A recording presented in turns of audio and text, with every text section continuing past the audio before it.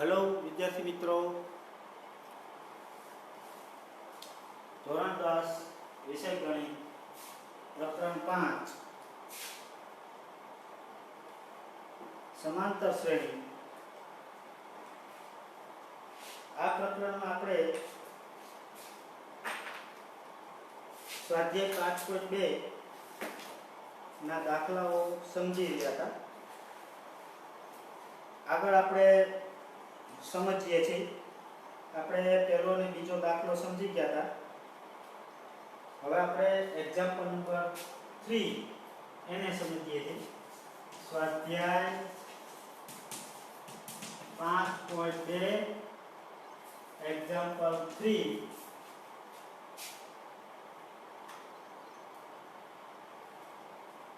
રકમ આપી છે ખાલી ખાના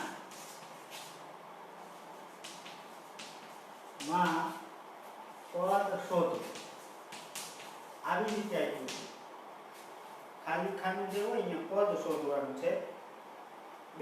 પહેલી રકમ આપી છે 2, પછી ખાનું આપ્યું છે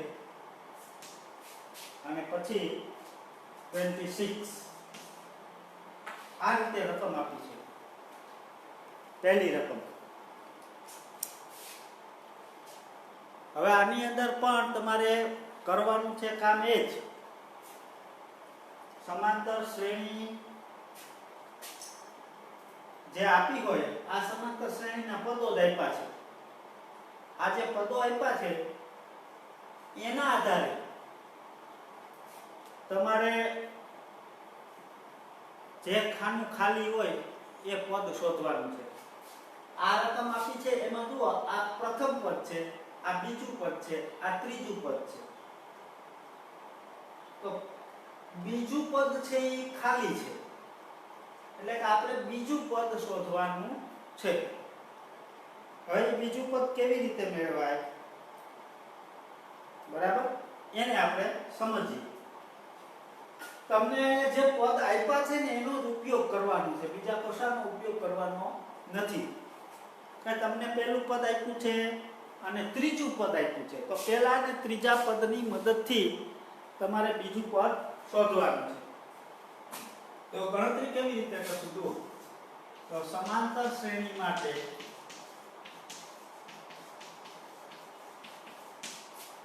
પ્રથમ પદ a બરાબર કેટલું આપ્યું છે 2।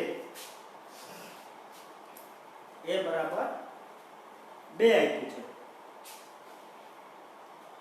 અને ત્રીજું પદ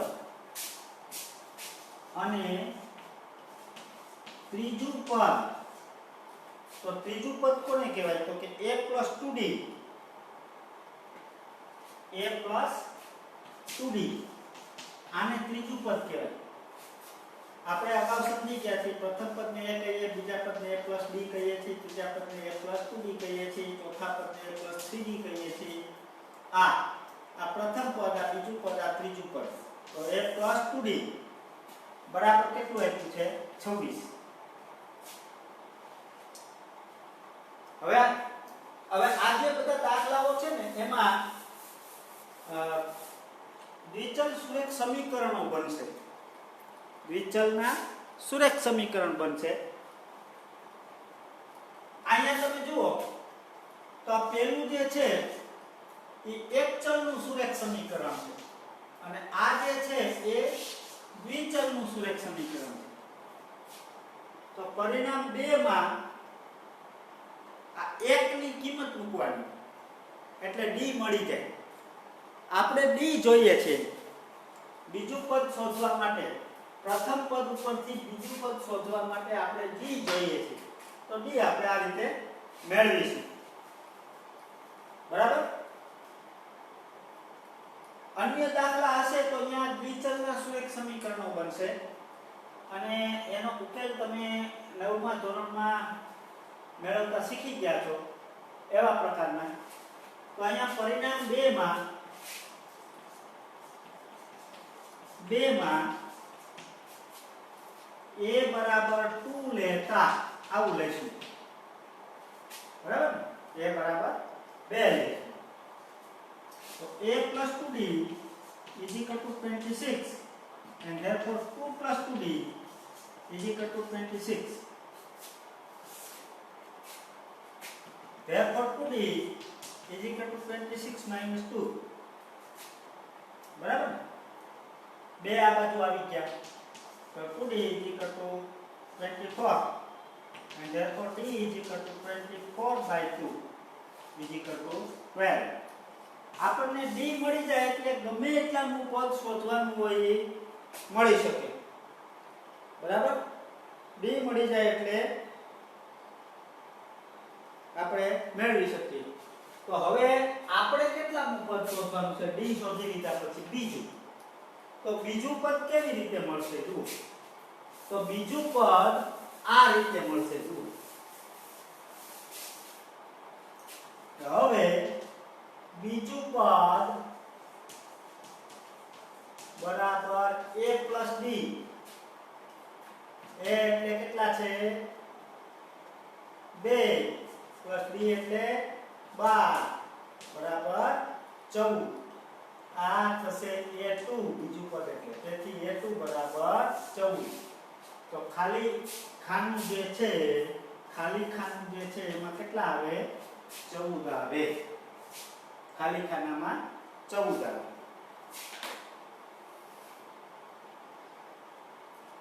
હવે બીજો જો આવો નવો દાખલો ત્રીજો છે આનો ચોથો છે એ બે આ પ્રકારના છે એમાં d શોધવાના છે તમારે ત્રીજામાં પણ d શોધવાનું છે અને ચોથામાં પણ d શોધવાનું છે એની મદદથી અને પછી માગેલા બધાય પદ તમારે આ રીતે ગણવાના છે એના પછીનો નેક્સ્ટ જોઈએ બીજો દાખલો હું તમને ભિન્ન હોય એવા ગણાવું છું બધા એક સરખા ગણાવતો નથી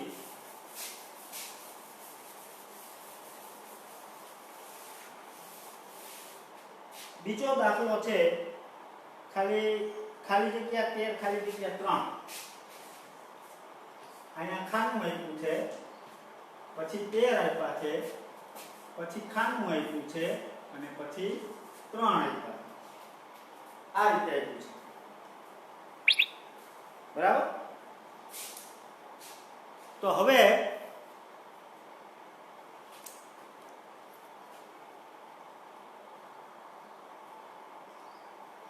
આપણે એની ગણતરી કરીએ તો અહીંયા જુઓ તમને પ્રથમ પદ નથી આપ્યું જે આવા પ્રકારની પેટર્નમાં અથવા સમાંતર શ્રેણીમાં પ્રથમ પદ આપ્યું હોય ને એની ગણતરી સરળતાથી કરી શકાય એ આપણે પહેલા દાખલામાં જોઈ ગયા અહીંયા પ્રથમ પદ આપ્યું નથી બરાબર ને બીજું પદ આપ્યું છે બીજું પછી ત્રીજું નથી આપ્યું અને ચોથું આપ્યું છે તો પ્રથમ અને ત્રીજું આપણે પદ શોધવાના છે તો જે આપ્યું છે એના ઉપરથી ગણતરી કરીએ તો અહીં આ બીજું પદ એટલે a plus d બરાબર 13 અને ચોથું પદ બરાબર a plus 3d બરાબર 3 આ રીતે આપણને બે પરિણામો મળ્યા હવે આ જે બે પરિણામો છે એ બે પરિણામો તમે જોશો તો એમાં બે ચલ છે જુઓ પ્રથમ પદ આપ્યું હોય તો એક જ ચલનું સીધું મળે એના ઉપરથી આપણે ઈઝીલી ગણી શકીએ છીએ પણ અહીંયા a અને d છે અહીંયા પણ a અને d છે એટલે આ જે છે એ બે ચલનું સુરેખ સમીકરણ છે જે 9મા ધોરણમાં દ્વિચલ સુરેખ સમીકરણ તરીકે તમે શીખી ગયા છો હવે એને કેમ ઉકેલાય જો અહીંયા ઉકેલની રીતો પણ આપણને ત્રીજા ચેપ્ટરમાં આપી છે પણ ત્રીજું ચેપ્ટર પછીથી લેવાનું છે એટલે કદાચ નો ખબર પડે તોય તે તમે અહીંયા સમજો કે આ બે સમીકરણો જે મળ્યા ને હવે દ્વિચલના સુરેખ સમીકરણો એને તમારે ઉકેલવાના છે તો સમીકરણ 1 અને સમીકરણ 2 1 અને 2 ને ઉકેલતા હવે આ બે સમીકરણોને ઉકેલવાની ચાર રીતો છે એ આપણે ભણવાની બાકી છે પણ એ પૈકીની મોસ્ટ ઇમ્પોર્ટન્ટ રીત જે છે એ લોપની રીત છે અહીંયા હું નામ લખું છું ખાલી લોપની રીત હવે લોપની રીતમાં શું કરવાનું હોય એને સમજી લઈએ તો આ ચેપ્ટરમાં તમને આવા પ્રકારના જેટલા દાખલાઓ આવે ને એમાં તમારે જે બે સમીકરણો મળે ને એની બાદબાકી કરવાની સીધી આ ચેપ્ટર પૂરતી વાત કરું છું બીજે ક્યાંય નહીં તો એક માંથી બે બાદ કરતા એમ કરીએ અથવા બે માંથી એક બાદ કરતા એમ કરીએ એક માંથી સમીકરણ 1 માંથી સમીકરણ 2 બાદ કરતા બધા દાખલાઓ જે આ ચેપ્ટર પૂરતા આવે એમાં આમ કરી નાખવાનું બરાબર હવે બાદબાકી કેવી રીતે કરાય એને આપણે સમજી લઈએ જો તો પહેલું સમીકરણ 1 માંથી બાદ કરવાનું છે એટલે પહેલા 1 લખવાનું તો a + b = 13 આ પહેલું લખ્યું પછી બીજું એની નીચે લખવાનું એ જ રીતે ચલ આવે એમ જ = 3 આ લખ્યું બાદ કરવાનું છે એટલે બાદની નિશાની મૂકી હવે બાદ કરીએ ને એટલે નીચેનું સમીકરણ છે એના દરેક પદની નિશાની બદલાય ધન હોય ઋણ થાય અને ઋણ હોય તે ધન થાય આમ થાય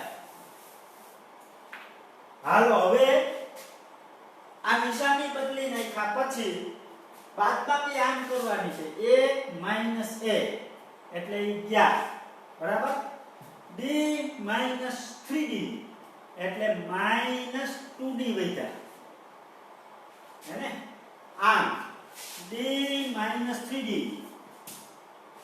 તો કેટલા વધે 3d માંથી 1d ગયા એટલે 2d વધ્યા 2d અને 3d ની આરે નિશાની આવે એટલે -2d તો -2d = 13 - 3 એટલે 10 13 માંથી 3 જાય તો 10 વધ્યા હવે આમાંથી આપણે d ને કરતા બનાવીએ અને તેથી d = 10 - 2d અંશ કે છેદ ગમે તે માઈનસ હોય એટલે માઈનસ જવાબ આવે 5 × 10 એટલે -5 આપણને મળ્યો d = -5 બરાબર d = -5 હવે d મળી જાય એટલે પ્રથમ પદ અને ત્રીજું પદ શોધી શકાય કેવી રીતે મળે તો પ્રથમ પદ શોધવા માટે તમારે બીજા પદનો સહારો લેવો પડે આપણને બીજું પદ આપ્યું છે જુઓ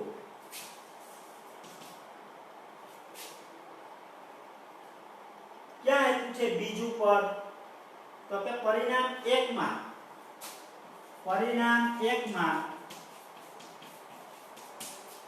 d = -5 લેતા તો એક નંબરનું પરિણામ આવું છે a + d =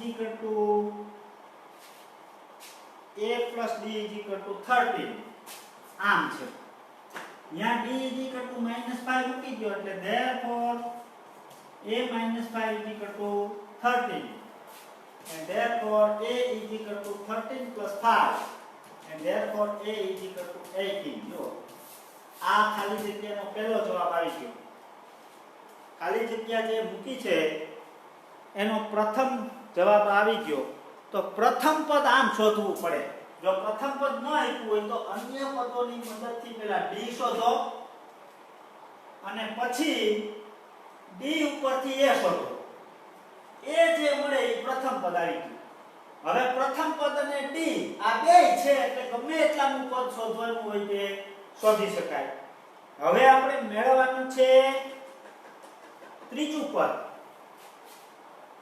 અને આપણા દાખલાનું ત્રીજું પદ, તો ત્રીજું પદ આપણે મેળવશું એની ગણતરી આમ થશે.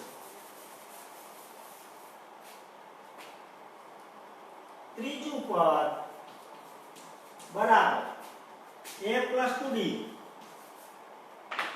ત્રીજું પદ એટલે a + 2d. હવે એમાં a અને b ના મૂલ્યો મૂકી દો. a બરાબર 18 + 2 * -5 = 18 વત્તે ઓછે ઓછા 5 × 10 8. આ થઈ ગયું ત્રીજું પદ એટલે a3, ખાલી જગ્યાનો બીજો જવાબ. તો આ પ્રમાણે આ દાખલાઓની ગણતરી કરાય. હવે ત્રીજું આપણે શોધ્યું. ચોથું શોધવાનું હોય તો બીજા દાખલાઓ છે એમાં ઘણા બધા પદો મેળવવાના છે, એટલે અહીંયા પાછા આપણે મૂંઝાય નહીં એટલા માટે કહું છું કે ચોથું આપ્યું છે આપણને, પાંચમું મેળવવાનું હોય તો પાંચમું પદ a5 = a + 4b. એનું સૂત્ર મૂકી દેવાનું. પછી 18 + 4 * -5 = 18 - 20 = -2. તો a5 = -2. તો આ પાંચમું પદ મળી ગયું. છઠ્ઠું મેળવવું હોય તો a + 5d, સાતમું મેળવવું હોય તો a + 6d, આઠમું મેળવવું હોય તો a + 7d. આમને હેલા જાવ એટલે તમારા માગેલા પદો છે એ મળી જાય. પાંચમો દાખલો છે એમાં આવું કરવાનું છે એટલે મેં તમને આ યાદ અપાવ્યું છે. બરાબર? તો આ રીતે ખાલી જગ્યાના અન્ય દાખલાઓ છે એ તમે ગણી શકશો. હવે મેં તમને ગઈકાલે ચોથો અને પાંચમો દાખલો છે એ હોમવર્કમાં આપ્યા હતા. બરાબર? એટલે તમે ગણ્યા હશે. આપણે નેક્સ્ટ આગળના દાખલા તરફ જઈએ છીએ. તો એક્ઝામ્પલ નંબર 6. જુદી રીતના દાખલાઓ હોય એની ગણતરી હું તમને અહીંયા બતાવું છું કે જેથી કરીને તમે સ્વાધ્યાયના તમામ દાખલાઓ છે એ ગણી શકો. હવે આપણે 6 નંબરનો દાખલો છે એને જોઈએ. Example number 6. હું અહીં રકમ લખું છું કે શું સમાંતર શ્રેણીનું કોઈ પદ -150 હોઈ શકે? શું સમાંતર શ્રેણી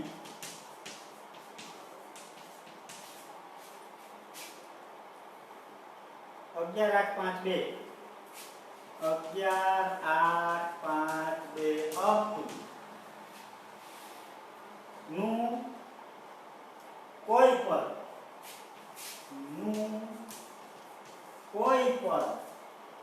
-150 હોઈ શકે? આવું હોય. આમને આમ સમાંતર શ્રેણી આવી જતી હોય તો એનું પદ 150 આવી શકે એમ કહે છે. એટલે કે આ શ્રેણી જો આપને મળી જતી હોય તો આમ કરતા કરતા એમાં પદ તરીકે -150 આવી શકે કે નહીં. હવે આમ કરવા માટે ગણતરી વિના કરવા માટે ખૂબ લાંબી મંજિલ કાપવી પડે આપણે. પણ જો એની ગણતરી કરવી હોય તો કઈ રીતે કરાય? સૂત્ર પ્રમાણે આપણે ગણતરી કરવી છે. તો સૂત્ર પ્રમાણે એની ગણતરી કેમ કરાય એને આપણે સમજીએ. તો સૌથી પહેલા જુઓ, અહીં સમાંતર શ્રેણી જે આપી છે એની વાત કરીએ. તો સમાંતર શ્રેણી 11, 8, 5, 2 આમ છે. બરાબર? તો એનું પ્રથમ પદ, તેથી પ્રથમ પદ a બરાબર 11 છે અને સામાન્ય તફાવત. હવે 150 નું પદ કેટલા નંબરનું છે આપણને ખબર નથી, એટલે આપણે ધારી લઈએ. ધારો કે શ્રેણીનું આપેલ શ્રેણીનું n નું પદ an બરાબર -150 છે. આ ત્રણ વસ્તુ આપી હોય તો આપણે શું શોધવાનું છે? n એટલે સમાંતર શ્રેણીના પદનો નંબર n. આ 1 2 3 4 5 6 7 8 એમ કરતા કરતા n સમાંતર શ્રેણીના પદનો ક્રમ એ આપણે શોધવાનું છે. તો હવે આપણે આ ત્રણેયની મદદથી શોધીએ. જો આ દાખલો એના જેવો જ છે, રકમ પેલા દાખલા જેવો જ છે, માત્ર ને માત્ર રકમમાં તો ફેરફાર કર્યો એટલે આપણા માટે નવો બની ગયો હે ને. હવે સમાંતર શ્રેણીનું n નું પદ એ n a n - 1 * d. આમાં કિંમતો મૂકીએ આપણે તો -150 a એટલે કેટલા હતા? a એટલે 11, તો અહીંયા 11 મૂકીએ વત્તા n - 1 * d કેટલા આવ્યા? -3 બરાબર. હવે આપણે પહેલા 11 ને આ બાજુ લઈ આવીએ તો -150 - 11 બરાબર n - 1 * -3. આ બે ઋણ છે એટલે સરવાળો થશે -161 - 161 = n - 1 * 3 બરાબર.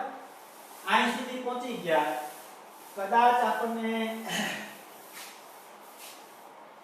પેલું લાગે તો અહીંયા જો 3 અહીંયા તમે છેદમાં લઈ જશો હવે તો આ 3 વડે વિભાજ્ય સંખ્યા નથી એટલે શું કરવાનું? આને છૂટું કરી નાખવાનું, આનું વિસ્તરણ કરી નાખવાનું, ગુણાકાર કરી નાખવાનું. therefore -161 -3n અને +3 આમ થઈ ગયું. હવે આપણે n ને કરતા બનાવો છે એટલે પહેલા 3 ને આ બાજુ આવવા દઈશું તો -161 - 3 = -3n એટલે થઈ ગયું. આ સરવાળો થાય બેયનો એટલે -164 = -3n. બંને બાજુએથી ઋણ સંકેતને દૂર કરો તો આમ થઈ જાય 3n = 164 and therefore n = 164/3 આમ થયું. હવે આનો ભાગાકાર કરો ને તો અપૂર્ણાંક સંખ્યા આવે. અપૂર્ણાંક સંખ્યા આવે. હું ભાગાકાર તમને અલગથી બતાવું છું અહીંયા કે 164 ભાગ્યા 3 તમે કરશો એટલે 5 તરી 15, 4 તરી 12 અને આટલા આવશે 67, 54.67 આવશે. આપણે ભાગાકાર કરવાનો નથી, આપણે છેદ ક્રિયા જ કરવાની છે. આપણે છેદ જ ઉડાડવાના છે. ઉડતા હોય તો અહીંયા છેદ ઉડતા નથી. છેદ નથી ઉડતા એટલે મેં ભાગાકાર તમને એટલે બતાવ્યો કે 54.67 આવ્યા અહીંયા. હવે તમે આટલું વિચારો કે 64.67 એ સૌથી પહેલા તો અપૂર્ણાંક સંખ્યા છે. દશાંશ અપૂર્ણાંકમાં છે એટલે અપૂર્ણાંક સંખ્યા છે. હવે કોઈ તમે હવે આમ વિચારો કે આપણે અત્યાર સુધી 10 ધોરણ 12 ધોરણ સુધી ભણ્યા તો ક્યારે હાજરી પત્રકમાં કોઈ છોકરાનો રોલ નંબર અપૂર્ણાંક આવ્યો? ન આવ્યો. તો શું કામે ન આવ્યો? તો કે રોલ નંબર હંમેશા પ્રાકૃતિક સંખ્યા વડે દર્શાવાય. ગણતરીની સંખ્યા એ છે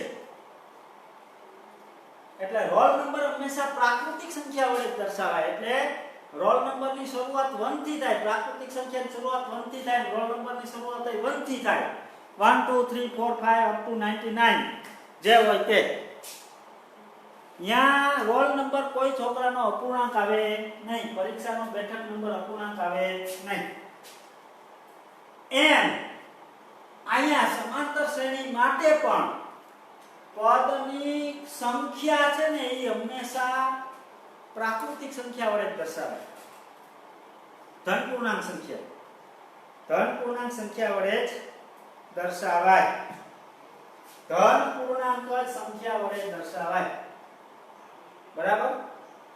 એટલે આ ધન પૂર્ણાંક સંખ્યા નથી. ધન તો છે પણ પૂર્ણાંક સંખ્યા નથી. હવે આ જો પૂર્ણાંક સંખ્યા ન હોય, આ પૂર્ણાંક સંખ્યા ન હોય તો શું થાય? તો કે તો આપણને -150 આપ્યા છે એ આપણી શ્રેણીમાં ક્યાંય આવે નહીં. આપણી શ્રેણીમાં આવી શકે નહીં. બરાબર? અહીંયા સુધી પહોંચ્યા પછી જે ધન પૂર્ણાંક નથી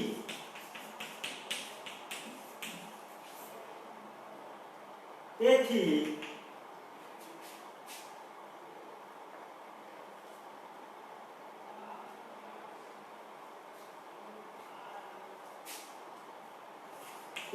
સમાંતર શ્રેણી માટે an બરાબર -150 હોઈ શકે નહીં. 150 આવી શકે નહીં. 150 આવે નહીં. તો આ જે છે એ આપણો ગણતરીનો દાખલો થયો. આવે કે ન આવે, 150 આવે કે ન આવે એવા પ્રકારનો આ દાખલો થયો, જે અન્ય દાખલાઓ કરતા થોડોક તમને જુદો આપવામાં આવ્યો છે. બરાબર? એના પછીનો એક નેક્સ્ટ દાખલો ગણીએ. જો આવો દાખલો તમને આપ્યો છે પણ થોડાક ફેરફાર સાથે આપ્યો છે, એટલે ત્યાં પહોંચશું ત્યારે આપણે એની ચર્ચા કરશું. હવે 7મો દાખલો જોઈએ. તો 7મો દાખલો છે એ દાખલો પણ આપણે આ ખાલી જગ્યાઓમાં ગણી ગયા એ પ્રકારનો છે, પણ રકમ તમને જુદી રીતે આપી છે એટલે આપણા માટે નવો દાખલો થઈ ગયો. બરાબર? કેમ આપી છે રકમ જુઓ.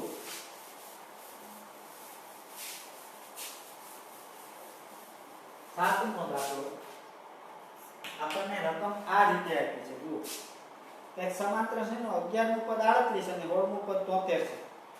સમાંતર શ્રેણીનું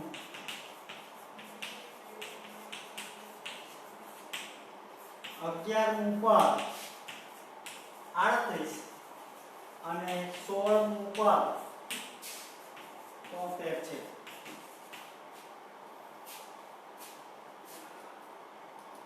તો 31મું પદ શોધો. તો 31મું પદ શોધો. હવે આ દાખલો એના જેવો જ છે. જુઓ, હમણાં આપણે દાખલાઓ ગણ્યા એ જ રીતનો છે. ત્યાં તમને સંખ્યાઓ આપી દીધી હતી કે 11મું પદ આવું છે. 11મું પદ હે અને 16મું પદ આવું છે. તો આ જે બે છે એના ઉપરથી તમને દ્વિચલ સુરેખ સમીકરણ યુગ્મ મળશે, જોડી મળશે. એનો ઉકેલ મેળવશો ને એટલે તમને a અને d ના મૂલ્યો મળશે જે આપણે મેળવ્યા. અને a અને d મળી જાય ને એટલે સમાંતર શ્રેણીનું ગમે એટલાનું પદ શોધવાનું એ શોધી શકાય. બરાબર? તો આને કેમ ગણશું? તો એની જેમ જ આપણે દાખલો ત્રીજો ગણ્યો, ત્રીજા દાખલાનો ત્રીજો ગણ્યો, ત્રીજા દાખલાનો બીજો ગણ્યો. તો બીજામાં શું હતું? બીજું ને ચોથું આવ્યું. આમ જ રકમ લખે તો એક સમાંતર શ્રેણીનું બીજું પદ 13 અને ચોથું પદ 3 છે. તો એનું પ્રથમ અને ત્રીજું પદ શોધો. પહેલું અને ત્રીજું પદ શોધો. અથવા એનું 31મું પદ શોધો, જે શોધવાનું કે. તો અહીંયા રકમ આપી હતી એને અહીંયા શબ્દોમાં લખેલી છે, બીજું કશું છે નહીં. તો જો અહીં ગણતરી કેમ કરશું એને સમજીએ. તો કે સમાંતર શ્રેણી માટે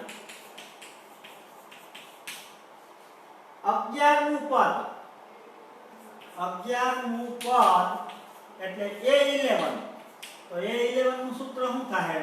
તો કે A + 10D કેટલું છે? 38. જો આ એક સમીકરણ થઈ ગયું. અને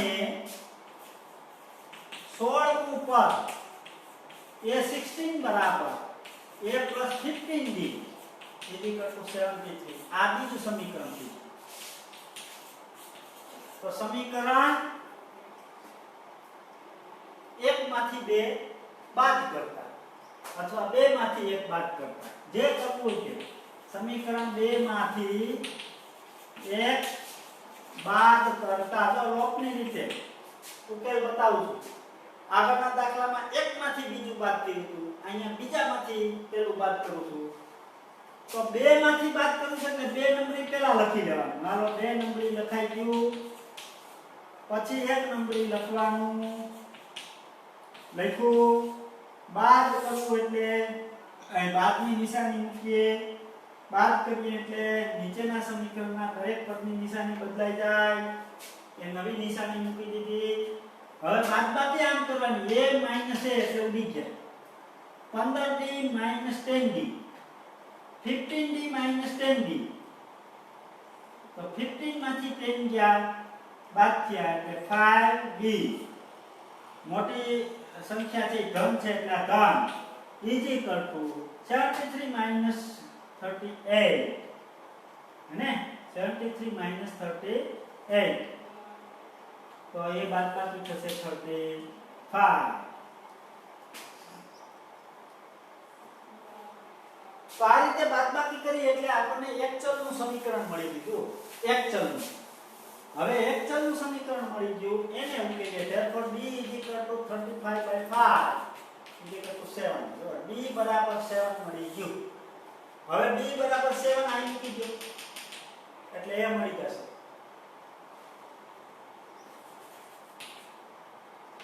A + 10D = 35 માં 38 માં D = 7 લેતા. વેલ્યુ 7 એટલે A + 10 * 7 = 38.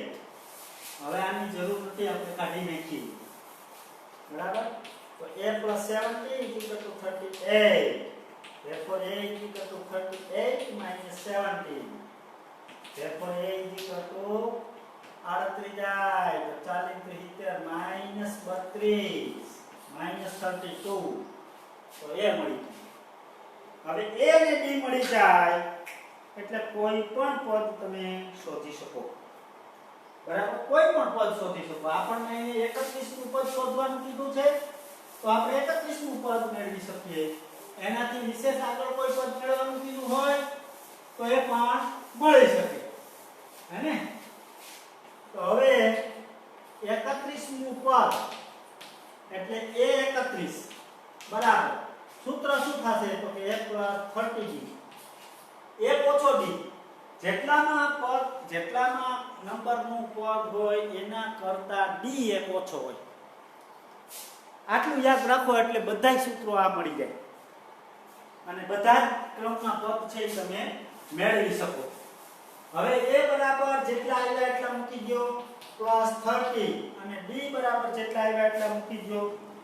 તો D બરાબર કેટલો આવ્યો તો 7 આવ્યો. 7 બરાબર -32 +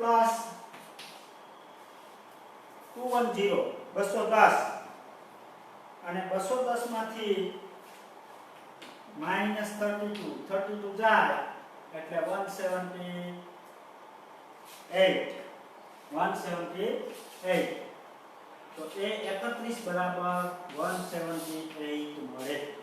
તો 31મું પદ તેથી 31મું પદ A31 = 178 મળે. આ રીતે અહીંથી જવાબ આપણો લખી નાખવાનો.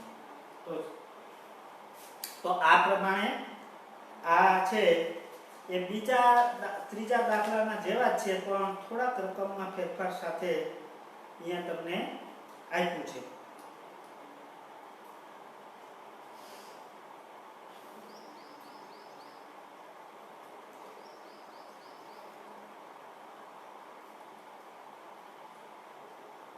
હવે આ પ્રમાણે તમે ગણતરી કરવા પ્રયત્ન કરશો તો 8મો અને 9મો દાખલો છે એ બે દાખલાઓ છે એ તમને આવડશે. એટલે એ બે દાખલાઓ તમને હું હોમવર્કમાં આપું છું, બરાબર. હવે 10મો દાખલો છે એની વાત આપણે કરીએ. 10મો દાખલો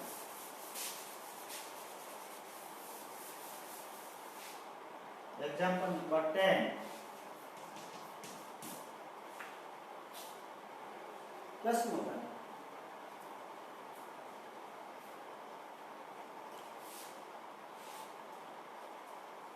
રકમ કેવી આપી છે એને સૌથી પહેલા આપણે સમજીએ. તો આપણને રકમ આપી છે આ રીતે કે કોઈ સમાંતર શ્રેણીમાં 17મું પદ 10મા પદ કરતા 7 વધુ છે, તેનો સામાન્ય તફાવત શોધો. સમાંતર શ્રેણીમાં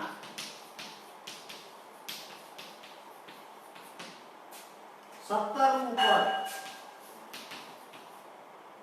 10મા પદ કરતા 7 વધુ છે, તો સામાન્ય તફાવત શોધો. તો સામાન્ય તફાવત શોધો.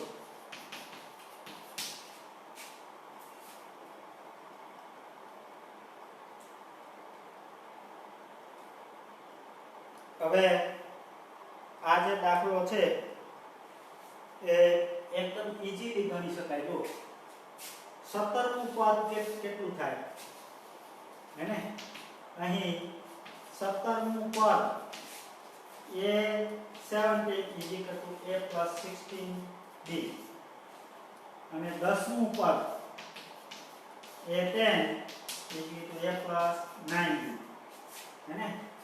હવે રકમમાં આપ્યું છે 17મું પદ છે એ 10મા પદ કરતા 7 વધુ છે. આ જે 7 વધુ છે હે ને, આમ આપ્યું છે. જો 17મું પદ અને આ 10મું પદ, આ 7 વધુ છે. હવે ઇક્વલ કરવા હોય તો આમાં 7 ઉમેરી દઉં તો આ ઇક્વલ થઈ જાય કે નહીં? આ ઇક્વલ થઈ જાય. હવે આ બે કિંમતો મૂકી અને d શોધી શકાય. Therefore a plus 16d is equal to a plus 9d plus 7. હવે આ ઓછો છે એને ઓલી બાજુ જવા દઈએ. એટલે a plus 16d minus a minus 9d is equal to 7. હવે તમે જોઈ શકો છો કે અહીંયા સજાતીય પદોનો સરવાળો બાદબાકી કરવા જઈએ તો એ ઉડી જાય. 16d માંથી 9d બાદ થાય તો 7d વધે.